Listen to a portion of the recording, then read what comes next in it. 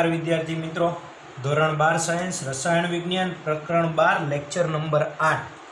आज आपणे आल्डिहाइड अने कीटोननुं ऑक्सिडेशन भणीशुं। आज आपणे लगता भणीए जेथी आ प्रक्रिया तमने व्यवस्थित याद रहे। तो आल्डिहाइड अने कीटोननुं ऑक्सिडेशन ए एकबीजाथी थोडुंक अलग छे। केम? तो के आल्डिहाइड संयोजन ए सामान्य ऑक्सिडेशन करता द्वारा आल्डिहाइडનું सामान्य ऑक्सिडेशन करता द्वारा सामान्य ऑक्सिडेशन करता जेवा के nitric acid,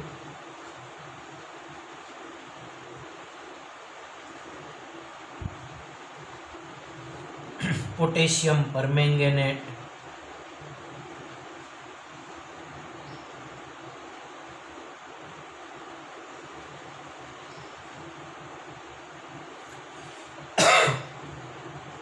potassium dichromate,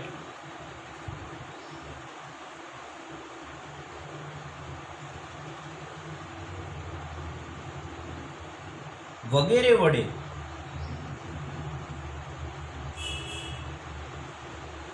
carboxylic acid में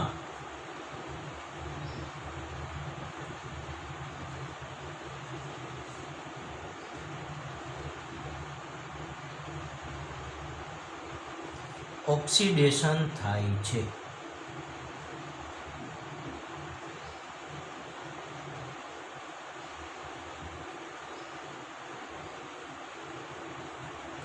आ उपरांत मंद ऑक्सिडेशन करता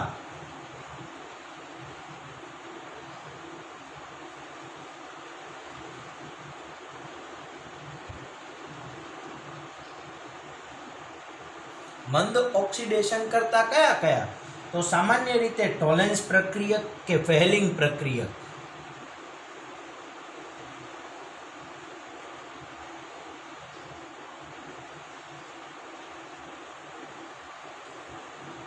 टोलेंस प्रक्रियक अने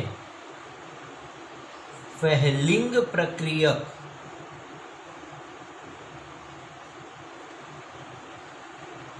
पण आल्डिहाइडનું ऑक्सिडेशन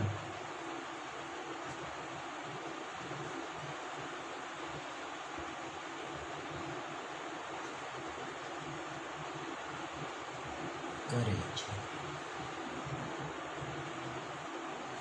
जो सामान्य ऑक्सिडेशन करता आपणे कोई पण लईए, nitric acid, potassium permanganate, potassium dichromate, एना वडे आल्डिहाइडનું ऑक्सिडेशन थईने एसिड तो बने, पण मंद ऑक्सिडेशन करता वडे पण आल्डिहाइडનું ऑक्सिडेशन थई अने अनुवर्ती कार्बोक्सिलिक एसिड मळे छे।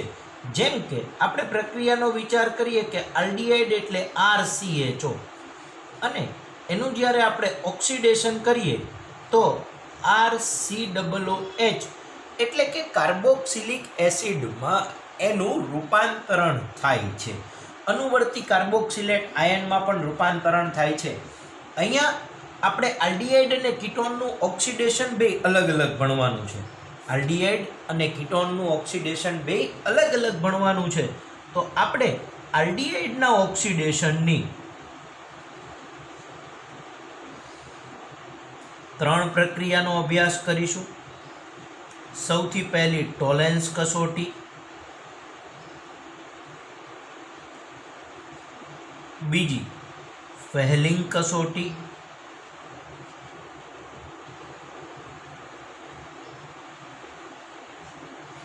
અને ત્રીજી બેનેડિક્ટ કસોટી।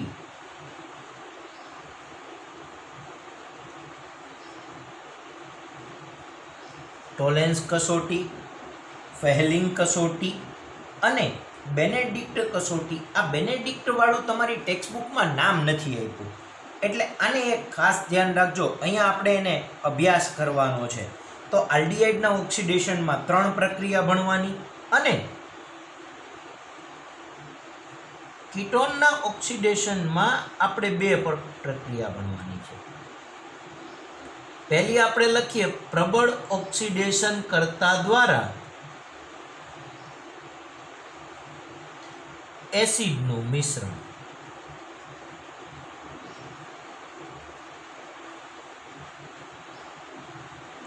પહેલી કસોટીને આપણે એ રીતે યાદ રાખીશું કે પ્રબળ ઓક્સિડેશન કરતા દ્વારા એસિડનું મિશ્રણ મળે એ કસોટી, અને કીટોન સમૂહનું હેલો ફોર્મ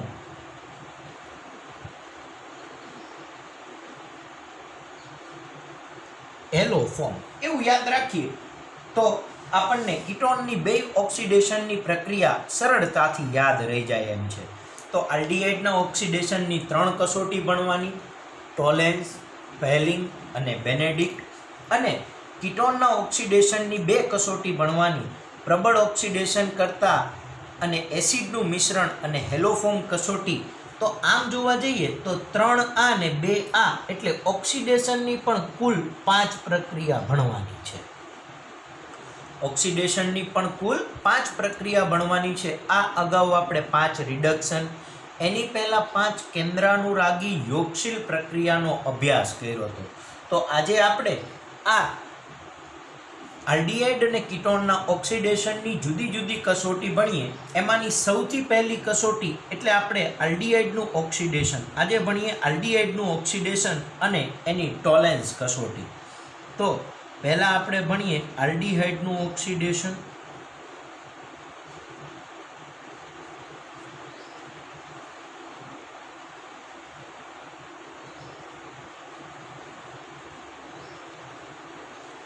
આલ્ડીહાઇડના ઓક્સિડેશનની 3 પ્રક્રિયા ભણવાની છે: ટોલેન્સ કસોટી, ફેહલિંગ કસોટી અને બેનેડિક્ટ કસોટી. એમાંની સૌથી પહેલી પ્રક્રિયા ભણીએ આપણે ટોલેન્સ કસોટી.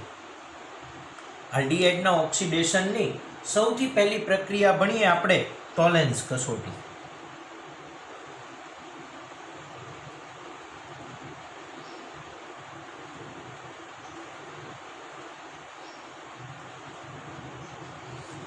આ ટોલેન્સ કસોટીને જુદા જુદા નામથી ઓળખવામાં આવે છે.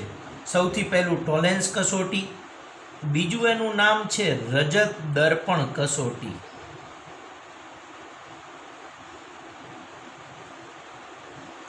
પછી એનું નામ છે ચાંદીનો અરીસો કસોટી,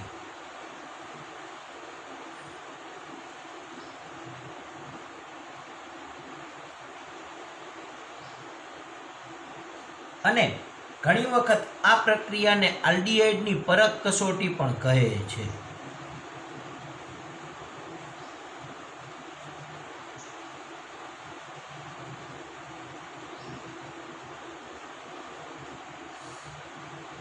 તો ટોલેન્સ કસોટી, રજત દર્પણ કસોટી, ચાંદીનો અરીસો કસોટી અને આલ્ડીહાઇડની પરખ કસોટી એમ આ એક જ પ્રક્રિયાને જુદા જુદા નામથી ઓળખવામાં આવે છે. આમાં તમને મોસ્ટ આઈએમપી એમસીક્યુ તરીકે પ્રશ્ન પૂછાય, ટોલેન્સ પ્રક્રિયક કોણ?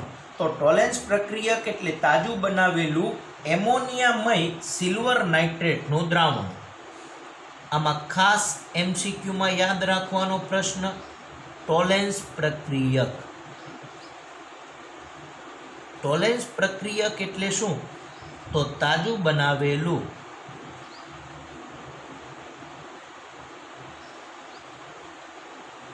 એમોનિયામય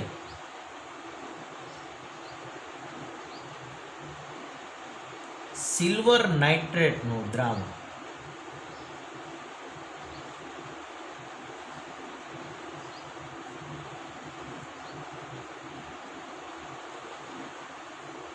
અને ટોલેન્સ પ્રક્રિયક તરીકે ઓળખવામાં આવે છે. ટોલેન્સ પ્રક્રિયક એટલે તાજું બનાવેલું એમોનિયામય સિલ્વર નાઇટ્રેટનું દ્રાવણ.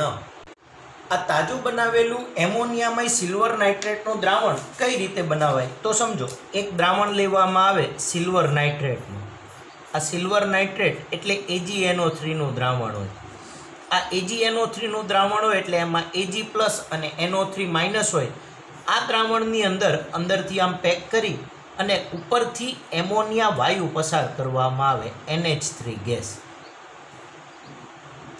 ઉપરથી જ્યારે એમોનિયા વાયુ પસાર કરવામાં આવે અને આ દ્રાવણને એમોનિયાથી સંતૃપ્ત કરવામાં આવે એટલે આ Ag+ છે એ NH3 સાથે સંયોજાઈ અને AgNH3 ટ્વાઇસ પ્લસ એનો એક સંકીર્ણ આયન બનાવે. આ એનો એક સંકીર્ણ આયન બને છે અને આ સંકીર્ણ આયન છે એ આપણા આલ્ડીહાઇડ સાથે પ્રક્રિયા કરી અને કાર્બોક્સિલેટમાં રૂપાંતરણ પામે અને પ્રક્રિયાના અંતે ચાંદી છૂટું પડે.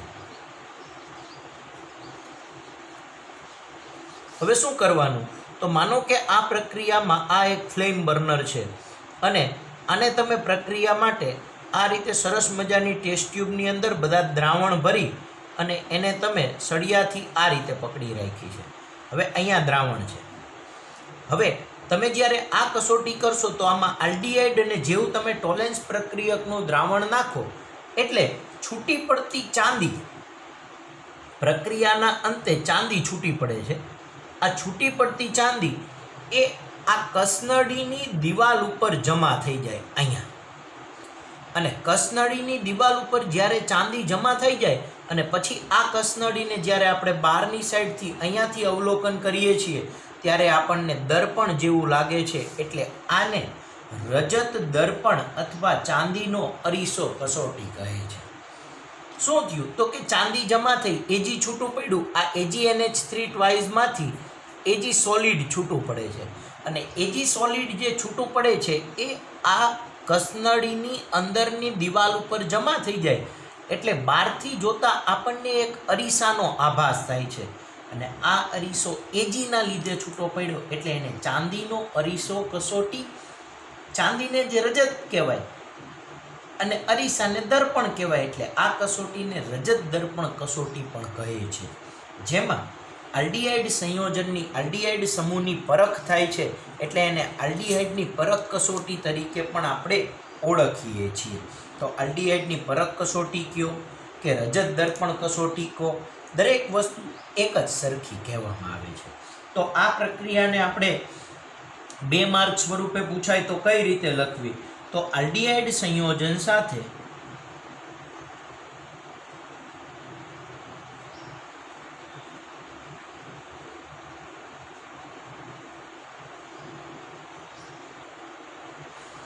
આ તાજું બનાવેલું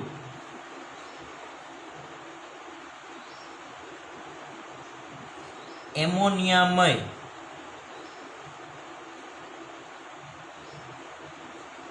સિલ્વર નાઇટ્રેટનું દ્રાવણ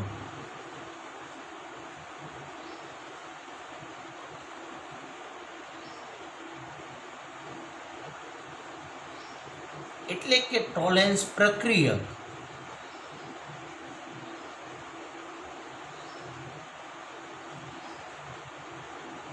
ને ગરમ કરતા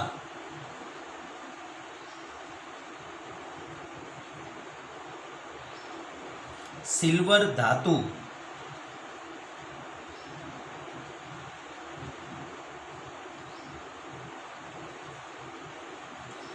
કસનળીની અંદરની સપાટી સાથે સિલ્વર ધાતુ બનવાના કારણે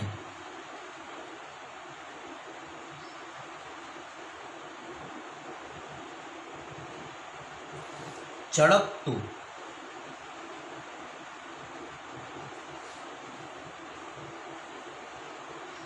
રજત દર્પણ મળે છે.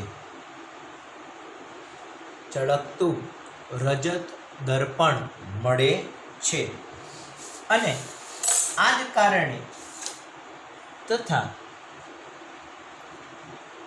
આલ્ડીહાઇડ સંયોજન અનુવર્તી કાર્બોક્સિલેટ આયનમાં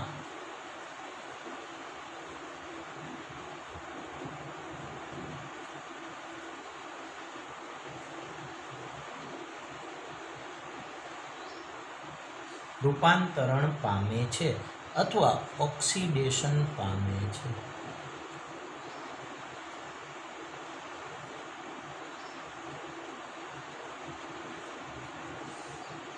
અને આ રાસાયણિક પ્રક્રિયાને આપણે લખવી હોય તો રાસાયણિક પ્રક્રિયાને આપણે દર્શાવી શકીએ કે RCHO એટલે કે આલ્ડીહાઇડ સંયોજન વત્તા AgNH3 ટ્વાઇસ આયન એના 2 મોલ આપણે જે સંકીર્ણ આયન હમણાં ભણ્યા કે AgNH3 ટ્વાઇસ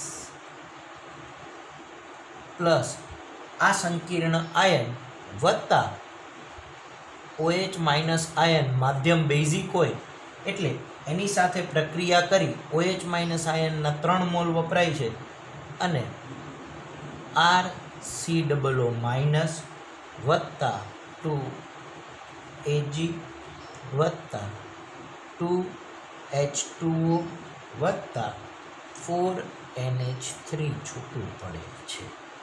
તો આ વખતે આ Ag પ્લસ આયન હતો, સમજો અહીંયા Ag પ્લસ આયન હતો એટલે Ag પ્લસ એનો ઓક્સિડેશનાંક +1 એટલે ઓક્સિડેશનાંક આનો થયો +1 અને આમાં Ag એનો ઓક્સિડેશનાંક 0 થયો એટલે ઓક્સિડેશનાંક +1 માંથી 0 થયો એટલે આનું રિડક્શન થયું અને આ આલ્ડીહાઇડનું ઓક્સિડેશન થઈ